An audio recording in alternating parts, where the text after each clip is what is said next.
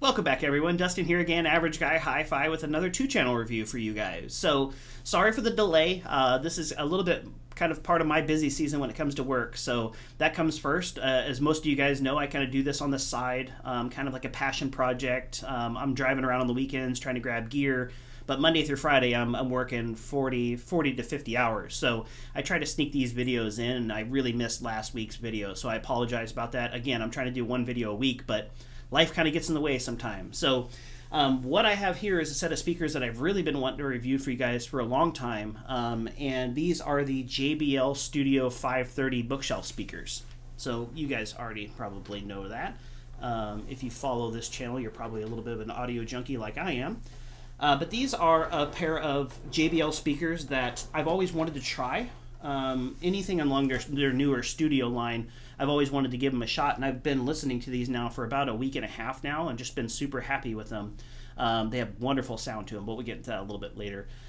These have an MSRP of $600, and actually a subscriber reached out to me, one of the comments down below, and said, hey Dustin, you should check out the outlet sale, or basically it's not even an outlet. These are brand new, they're not refurbished, anything like that, but JBL and Klipsch will do deals on their websites that sometimes you can save up to 50%. And I've even heard these things selling for a little bit less than what I paid for them. But I paid $300 for them directly from JBL. I think the wait time from the time I clicked order to the time they were shipped to me was about 3 days. So very efficient shipping and all that. Very pleasurable experience. JBL followed up via email, making sure I was happy with my purchase, all of those type of things. So very good overall experience, especially considering I saved $300 on a pair of $600 speakers. So again, thank you to the subscriber out there that helped steer me in that direction. That really ended up saving me money and got me over the hump instead of waiting for used speakers, which I'm usually in the market for.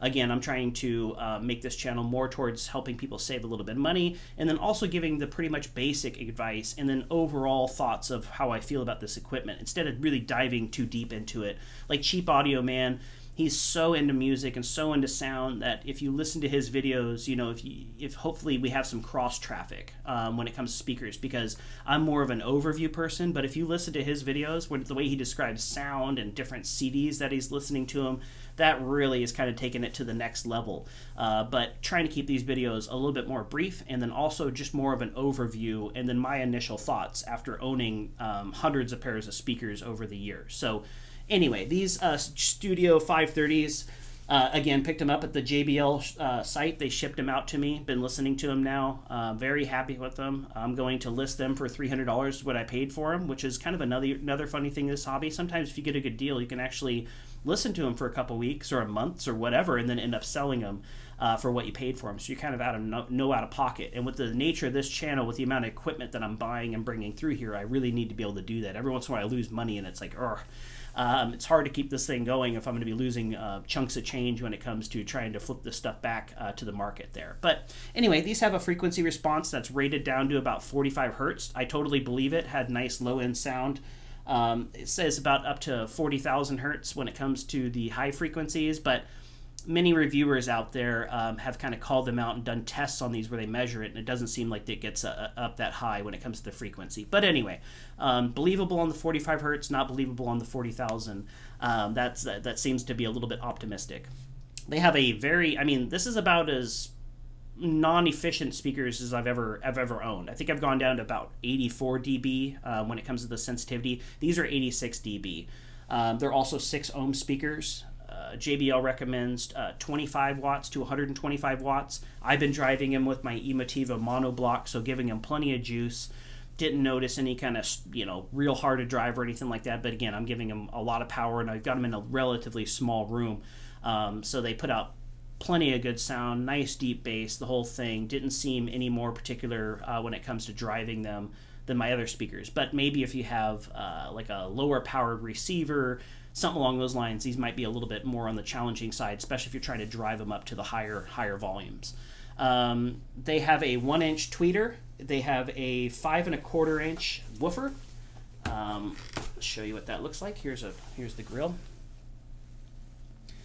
And these are this is debated, but this is a waveguide or a horn speaker. So that's kind of gives you guys an idea where the tweeter's recessed in it, and then it has a wave to guide the sound out, or a horn does the same thing. So depending on what you call it, it's a waveguide or a horn. But there's a close-up. It's a PolyPlas 5 1/4 inch woofer, probably a plastic material that they use a fancy name on. And then there's the mouth to the 1 inch tweeter right in there.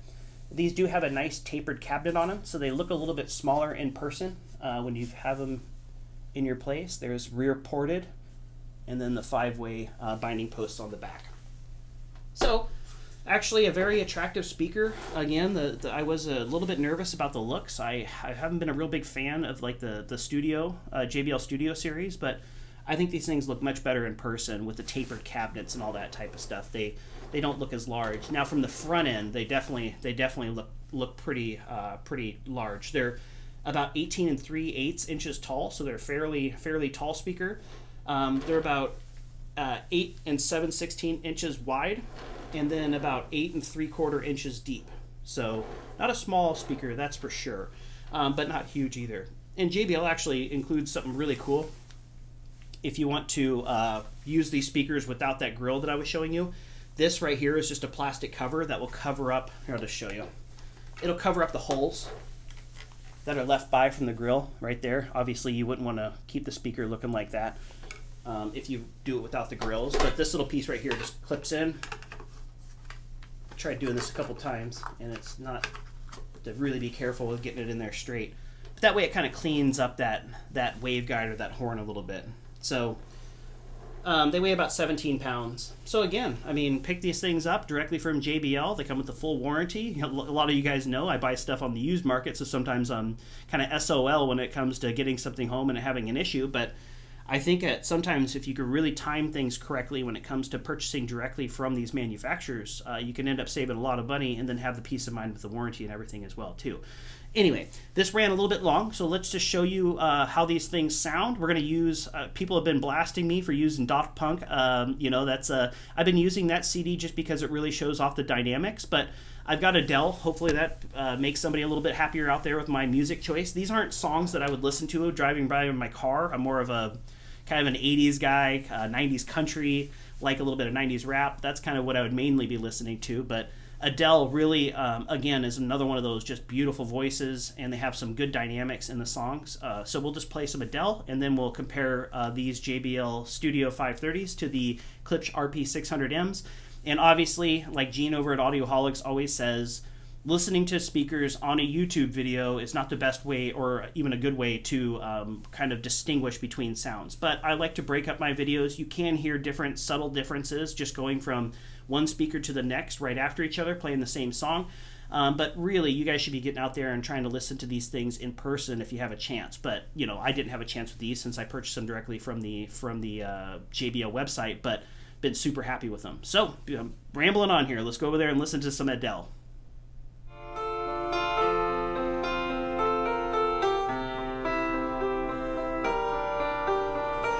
I let it fall, my heart, and as it fell, you rose to claim it.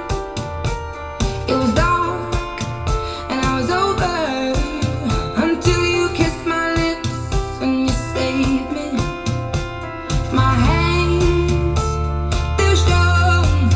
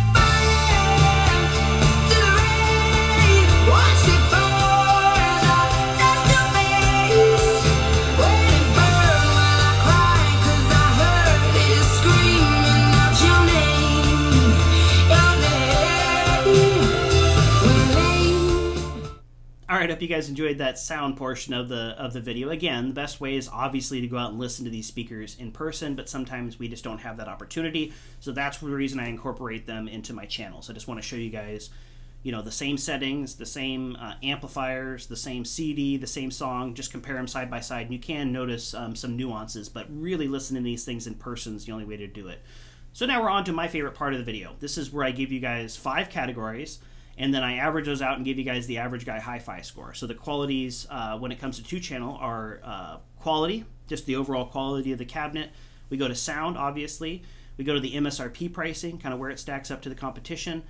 We go off the aesthetics, we go off my price paid, and then we average those 5 categories out to give you guys the average guy HiFi score. So let's jump right into it from a quality perspective. I gave these speakers an 8 out of 10. I was really impressed with the quality, the packing, everything about these. Nice quality speakers, especially considering the $600 price tag. The kind of the complaint I would say that I really have would be the material, the laminate material on the outside. It looks nice and everything, but it has a little bit of a cheaper feel, and I'm a little bit concerned about the corners, the way that they're adhered. I own speakers that have this kind of real tight corners and things like that, and I have noticed that they peeled. Now that's, who knows, it looks like it's adhered on there just totally fine, but that would be something that I would just be a little bit nitpicky about.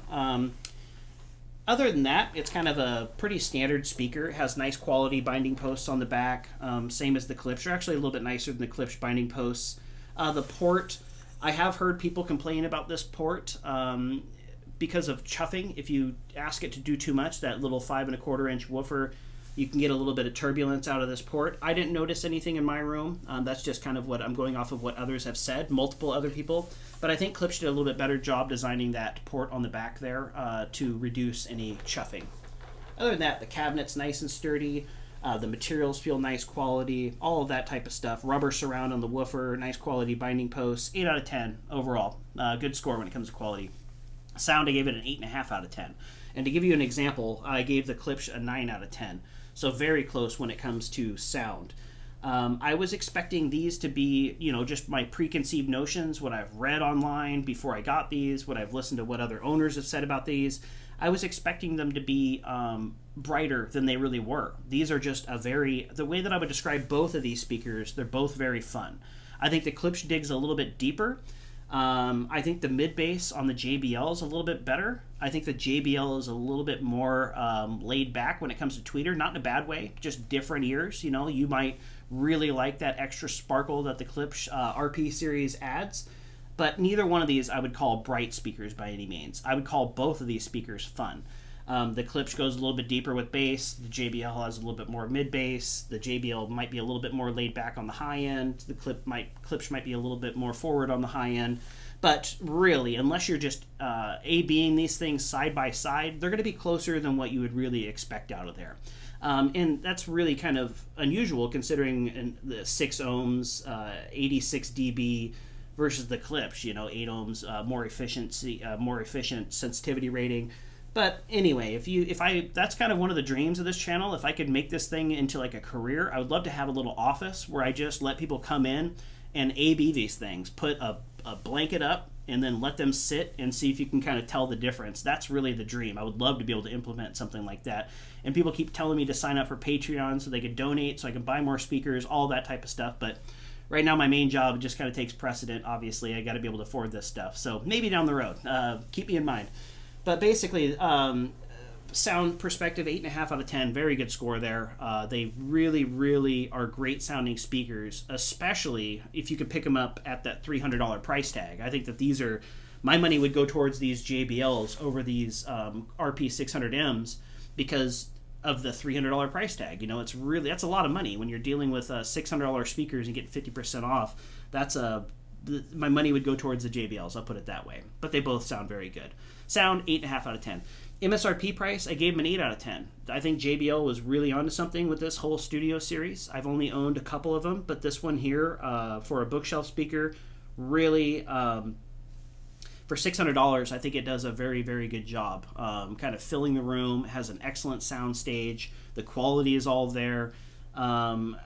It's just one of those things where I think that it's one of those speakers that I would wait for it to there be a sale on. Obviously, people want to save money, but at there were options at $600 that I would actually prefer over these at that just full tilt MSRP. But again, these things go on sale. So the aesthetics, I gave them a 7.5 out of 10, which is better than what I was expecting. I'm not really, looking at the photos and everything online, I haven't been a real big fan of the looks of this whole series, but in person, I think they do a better job. I think the towers look really cool just because they're so unique as well.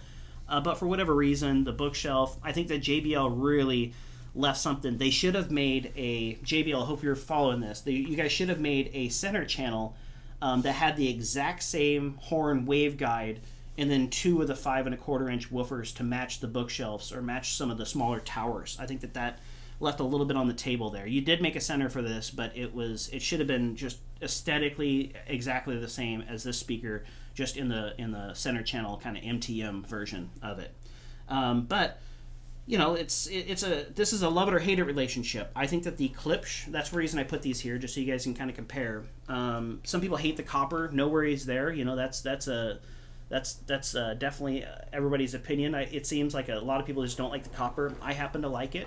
I like the little squattier, kind of fatter look to the clips, and you can see from the top angle, the JBL is a little bit taller than the clip speaker. So, but again, in person, they look better than what I was expecting. 7.5 out of 10 when it comes to the aesthetics. My price paid, though, they gave them a 9 out of 10. $300 for a speaker that I purchased directly from the factory sealed, comes with the manual, comes with all the accessories, comes with the same warranty, the whole deal. 9 out of 10 when it comes to my price paid. $300 for these bookshelves is a no-brainer. People out there that are kind of bargain hunters or looking on the used market, I would just, if you like the looks of these and everything that I've told you, and they sound like a speaker that would sound good with your taste in music and movies and things like that, I would say that this is a very, very hard deal to pass up. $300 is money well spent, I would say, in this hobby. These speakers will give you many years of enjoyment. They'll fill large spaces with good sound. They have great soundstage, kind of all those type of things. So, and I've even heard people say that they picked them up for $280 too, which is just even crazier. But anyway, $300, that's a really good deal. So maybe reach out to JBL and ask them and say, hey, when's the next kind of factory sale or whatever they call that thing that I ended up picking these up at, and then just keep an eye out for them, because your money will go a long ways with these speakers when they're on sale.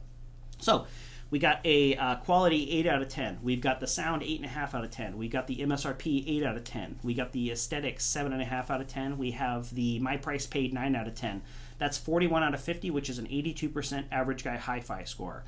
I think overall these speakers will fill larger rooms. It's better to kind of pull them a little bit away from the wall if you have that space, just because they're rear ported like the clip speaker. I don't. I usually keep my speakers about 8 to 10 inches from the wall. Sometimes I try to drag them out a little bit farther if I'm doing longer listening sessions, but kind of that room gain that you get with that rear port, sometimes people actually prefer them a little bit closer up to the wall so you get a little bit more bass response, things like that. Again, the main complaint, I would say, they just didn't have a whole lot of mid bass. That would be something that I would like to see a little bit more of, but neither one of these speakers really excel when it comes to the mid bass portion. But that's it. 82% average guy HiFi score. My time with these speakers, I just loved it. Again, that's why I do this thing. I'm passionate about this. Wanted to listen to these for a long time, and this channel kind of gives me reasons to go out and buy them. I will be listing these for sale for $300, which is exactly what I paid for them, and then we'll be moving on to the next. I did pick up, somebody out there posted on one of the Facebook pages that the B-Stock monolith amplifiers are on sale, so I picked up the 5x200 monolith amp B-Stock. Got a really good deal on that, so that'll be an upcoming video. I've got a lot of content here. I'm trying to save time for it, and then those will all be coming up here shortly. So again, if this is the type of stuff you guys are into, looking to save money, just starting out in the hobby, please subscribe to my channel. I'd love to help kind of guide you through all this stuff. My name is Dustin, and the name of the channel is Average Guy HiFi.